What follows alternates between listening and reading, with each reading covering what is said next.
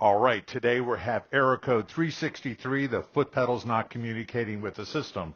It'll pop up on the screen, it'll say advisory, foot switch communication link lost. Pushing the pedal, nothing happens. The way to remedy this is to hang the foot pedal on the back of the unit. If that solves it, this will disappear. The foot pedal is now on the back of the unit. That solved the problem. What happened? The communication was lost with the foot pedal. Maybe you brought it from another unit and tried swapping pedals. You simply hang it on the back. That'll do the communication. Now, if that fails, what we can do is take the cable that's plugged into the bottom of the unit. It's stored in the side drawer over there.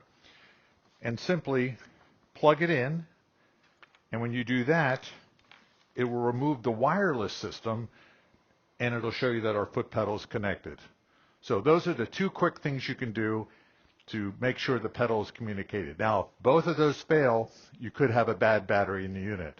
So the wiring would make the best sense to do it, and you can see that our green light's flashing, meaning we're charging.